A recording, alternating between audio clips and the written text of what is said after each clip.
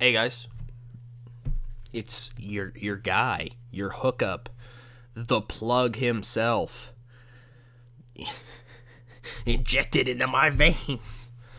Yes, the guy who basically plays a spreadsheet for fun. Man, wrestling's weird. Anyways, Hardcore TV. This is ECW. I think you knew that. This is episode 103. 103. We are, including this one, 2 episodes of Hardcore TV away from the biggest show of the year, November to Remember. Fuck, that's insane. I just want to get into it. We are in the Lewis Brown Athletic Center. Hold on, we have to... It's now a tradition, apparently, as decided by me right now. What the hell? Sorry, hold on.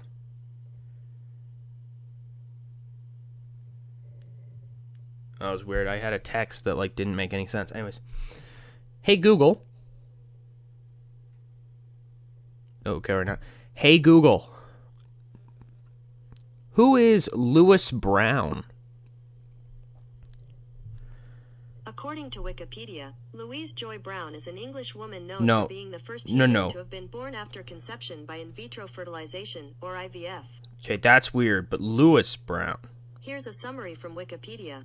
Lewis Brown is a New Zealand former professional rugby league football... Who is Lewis Brown? I don't know. I don't care either. Fuck you, Lewis. Let's do it. We're kicking things off with one Rob Van Dam. Fuck, that's a good rating. 96 A stars. RVD basically just says CM Punk had it coming. He kicked the shit out of Punk last week, and he's going to do it again. And November to Remember. That's right, folks. Rob Van Dam versus CM Punk. And it's a very young CM Punk. I get that. But I have a lot of faith in Rob. I've got a lot of faith in Rob. He's... In my opinion, he's the focal point of this series. It's Rob, then probably Taz, then probably third, I'd say it's Dreamer. Those are my 3 big kind of faces, and Rob's been a heel most of the run, only turning proper face earlier on last month. But yeah, no, basically he says, Punk, you're the one who cost me my title. What goes around comes around, payback's a bitch, blah, blah, blah. You're going to get what's coming to you. Because partially it already has, but it's about to get a lot worse for you, because Mr. Pay-Per-View is going to be on full display. Mr. November to Remember. The man... I was going to say the man of the hour. Is he Leo Rush now? Anyways, the human highlight reel. The whole fucking show. Rob Van Dam. Good open. We've got a match. It's a pretty damn good one. 72 B-, and about that a decent wrestling but didn't have much heat, which makes sense. Mike Awesome defeats Tajiri in 10-17 by pinfall with an awesome bomb. So match got the crowd buzzing. It's booked as a car crash, so I just kind of assume Mike Awesome fucking awesome bombs Tajiri from the ring through a table, kind of like Awesome did to Masato Tanaka, like every fucking match they had. But yeah, I think these two... could probably have a really fun match together. Tajiri kind of smaller, working, I don't know what to call it. He kind of, I would say Tajiri kind of moves like a mantis. Maybe that's just racist, because like Kung Fu Panda, one of them is a mantis. Maybe? What the fuck am I talking about? Anyways, you know what I kind of mean, how he kind of prowls and then kicks. He strikes. His style is kick. And Mike Awesome, basically, his style is throw people through shit. Here we get Paul Heyman backstage with Chris Candido and Lance Storm. They're in their locker room with Don Marie and Tori Wilson. Heyman knocks on the door. And they're like, yeah, what? Oh, Paul, yeah, come on in. And Paul says, all right, guys. Tonight, I'm clearing all this up. We've had a lot of people step forward claiming they're number 1 contenders for the tag team titles. So a lot of people who probably have claims on those belts right now. So let's just settle it. Main event tonight. Triple threat tag team number 1 contenders match. That's right. The Hardys versus the Suicide Blondes versus the Dudleys. The winner of that match will face you two at November to Remember for your tag team championships. And that's it. Enjoy, I guess, your night off, guys. And Paul leaves, and Lance and Chris are like, all right, we get to do some scouting. You know what I mean? Some ahead-of-time scouting. They get to know who their opponents are. It's good. Champions' disadvantage, I guess, kind of negated, because you could say that, like, a challenger knows who they're going up against in the long run, where a champion could learn last minute. Wow, this is really good. Sabu just stares menacingly into the camera for like 4 minutes. He just looks fucking pissed. And Joey Styles reveals to us on comms that Paul Heyman has booked Sabu versus Little Guido for November to Remember. And Chris Cruz asks if before November to Remember airs live next week, that we all say a little bit of a prayer for Little Guido, the FBI, and Guido's family and friends. Because that's not a very happy-looking animal. That's what Sabu is, right? Because I don't know how the hell you could call that guy a man. This does okay. 59C, and about with decent wrestling, but didn't have much heat. Jerry Lynn continues to roll, building to his match against Jushin Thunder Liger at November to Remember. He beats Doug Furnas in about 8 minutes by pinfall with the Cradle Piledriver. Good shit. Good shit. Awesome. So this is kind of maybe like a contract signing, but not really. It could be if you wanted it to. Basically, I just imagine it's a debate. The two of them kind of going back and forth. The two of them being honest with each other, kind of, not being super cocky. You know, Douglas brings up the fact, you know, you have shown up and you're taking opportunities away from people, not just me, people like me who've been in this company. And Chris saying, you know, you don't fucking own a monopoly over things. I was brought into this company by Paul Heyman. I was hired to be here. Opportunities are there to be taken, dude. And if I'm just better than other people, I'm just better. Sorry. It's kind of just that segment, kind of dragged out. Really good rating there. A lot of really good ratings tonight. Cool. Too Cold Scorpio promo. Sandman attacked him a couple weeks ago. Sandman then said it was he cut a promo with Woman where he basically said it was all about violence, proving violence or something along the lines of that. It was just random violence for the sake of violence. And Scorpio says, you know, Sandman, I bet you think you're a pretty sly dog, yeah? Like you're a pretty crafty bastard. I get it. But maybe I don't. Whatever violence for the sake of violence is, I'm going to tell you something, Sandman. Come from a place where you see violence over your lifetime, and I hate to say that I've seen probably my fair share. You, sir, are not violent.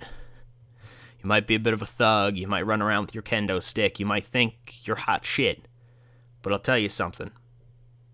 Too Cold Scorpio is the hottest shit around. Now, I'm not messing around with you, alright? I know what you want, and you want to prove yourself, and that's fine, because I do as well. I've been here for a little while now, and I've kind of been treading water. So why don't we do it on the big one? The biggest stage.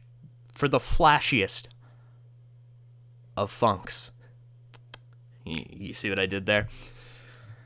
Sandman, I've talked to Paul Heyman, and I'm pretty sure he just needs your signature, so you should probably get that to him.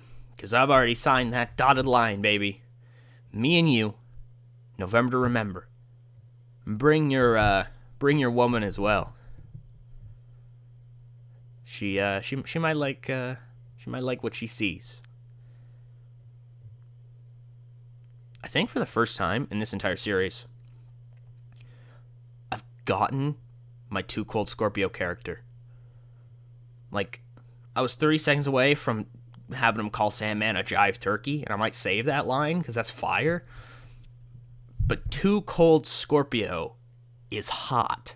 Like, Too Cold is too hot. That's so fucking good. That's such a good catchphrase. If you can't tell, I work in this series with catchphrases a lot.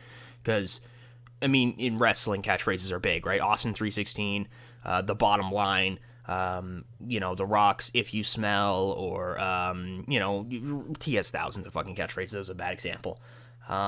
John Cena had, you know, if you want some, come get some. Kind of these promo ending lines. I have the whole, like blah, blah, blah, Mr. Pay-Per-View, Rob Van Dam truly is the whole fucking show. Taz, beat me if you can, survive if I let you. Tommy Dreamer doesn't really have one. But that's mostly because Dreamer's promos are a lot more off the cuff, where I can just talk about, you know, fighting for what he believes in. Who else has some? Shane Douglas does, kind of. He has the franchise shtick. Get your ass franchised. They're easy things for me to go to end promos, and when I have those for somebody, I can go back to them, and it makes me kind of more comfortable to cut promos for people. Too cold is too hot, baby. Love it. We got a match here. Wow, this is really good for fucking Blue Meanie. Kurt Angle defeats Blue Meanie in about 6 minutes by submission with an ankle lock. Kurt Angle's a fucking wrestling god, dude. He's so fucking good. He's so fucking good. We actually get a Tommy Dreamer promo. Dreamer basically reveals to us that next week, you better watch Hardcore TV, because it's the go-home episode. Big things you're probably going to watch. We've got a fire main event planned. And I might as well announce it here, because I'll definitely forget to announce it on the next episode, and then it'll kind of just be there. Main event next episode, Raven and CM Punk versus Rob Van Dam and Taz. So I'm hoping that draws the clicks. It won't, because nobody will know aside from the people who watch this video, and they were probably going to watch the next video anyways. So, especially if you're like 12 minutes into this video, right? Like, you were probably going to watch next episode anyways. But, you know, he basically says that next week, make sure to tune in, because him and Abyss are going to be in the ring face to face. Maybe he'll have some words for Percy Pringle. Who knows? The only thing that Tommy Dreamer does know is that anything can happen in the WWE. Oh. yeah, we'll stick with that. Jesus fucking Christ, Justin Incredible's kind of shit. Justin Incredible just cuts a promo. It's just whatever. He can just hype himself up. He basically just says, you know, I'm not in the title hunt now, but I will be soon, so you better watch out, or I'm gonna do something. Ooh. Main event. Damn, I thought that'd do so much better. Fuck. I'm gonna assume it's the non-finish. Hold on, let me check here. Can I check? Oh, I can't check dirt sheet. Fuck. Okay, we're gonna assume it's the non-finish. So this match ends in a draw. Like, I think this is like crazy town, at least in my opinion, for like wrestling. It's literally like it's almost like one of the TLC matches that they would have in the WWF, but without ladders, kind of more just kind of random hardcore spots. So basically, finish the match, these guys just all fucking kill each other. Like, they're just laying it all out there, going fucking crazy, and it ends in a draw. Like, the guys just can't get up. Like, nobody's getting up. And we kind of have to move it along, because holy fuck, we have, like, another angle planned. Oh my god, like, fuck, we'll deal with the consequences of this next week. Closing out, fuck yeah, Raven, with an 100 A-star.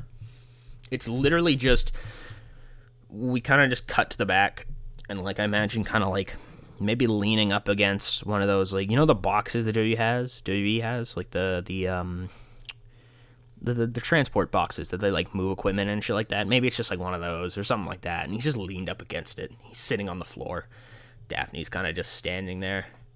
And Raven just looks in the camera and he says, oh, shit, that says Rob Van Dam. It's supposed to be Taz. Fuck, I'm so stupid. Because I literally was like, I should make... Because when I originally booked this, I didn't have either of them. And I was like, I should make sure that this is, this says Taz and not Rob Van Dam. And I checked and it didn't say anything. So my brain must have been Rob Van Dam.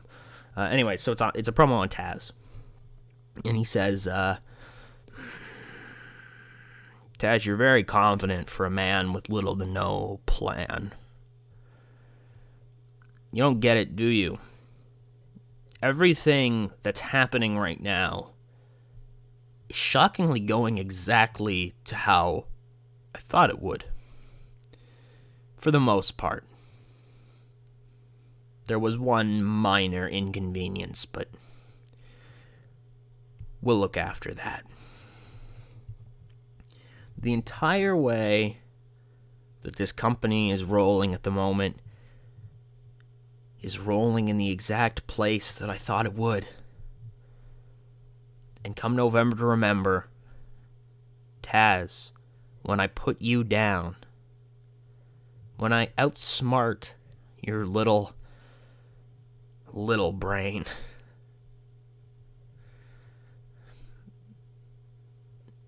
total victory will be mine, will be ours, the Nests. And then phase 2 can begin. And Taz, only because I believe in playing fair am I going to let you in on a little secret.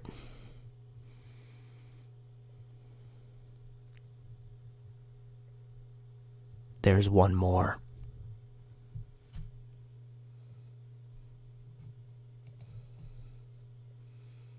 Oh shit, quoth the Raven, nevermore, or something.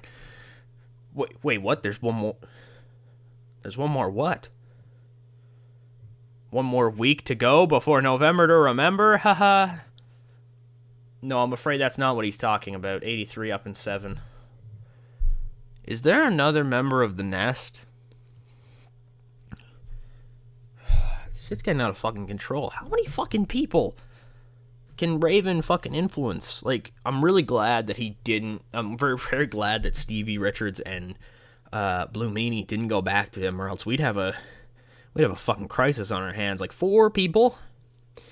Like, we don't work in 4s here. We work in 3s, the triple threat. What the hell is this? All Japan Women's? Aja Kong defeated that person? Okay. Wild. Okay, so we got the best rating, actually. We beat All Japan TV. Fuck yeah. We're putting on fire programs. I forgot the mount he's in WF for some reason. He's just chilling out. Bill Eadie's out of CSF, I guess. Gendo Kashin.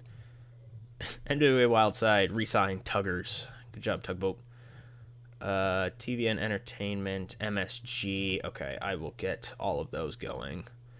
Actually, yeah, no, I can probably just do these on screen. Okay, the UK deal we know about.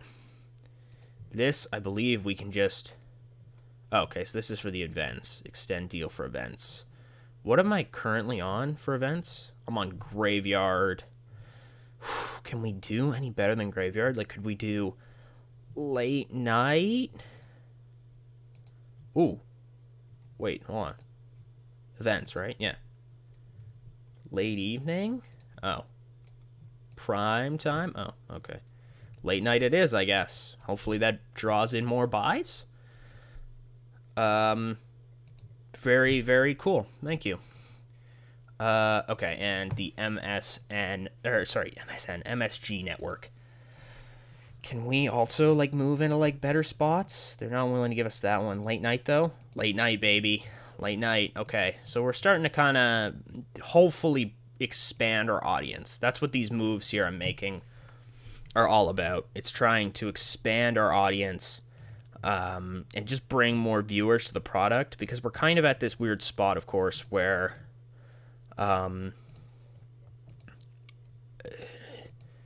it's not like a lot of people will talk to us, so we have to kind of maximize what we have, right? So I have to try to get on good time slots with the people that will talk to us. Are we making money?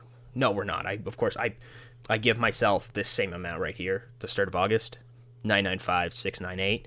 The start of I think halfway through every single month, just to continue to, like, top myself off. So we've technically made money, but, well, no, we've literally made money, but we've technically lost money. But we will lose money at the end of the month. Don't worry. I'm literally just keeping myself kind of at this even rate until shit kind of calms down, if that makes any sense. You know what I mean? Until we kind of figure out cult, if that helps at all. We are signing some people to written deals. I actually probably have done that already. People who are constantly on shows, like a lot of the female managers now are on written deals, such as Beulah and Chastity, especially since they're away. we've got our Southeast show in 3 days or so.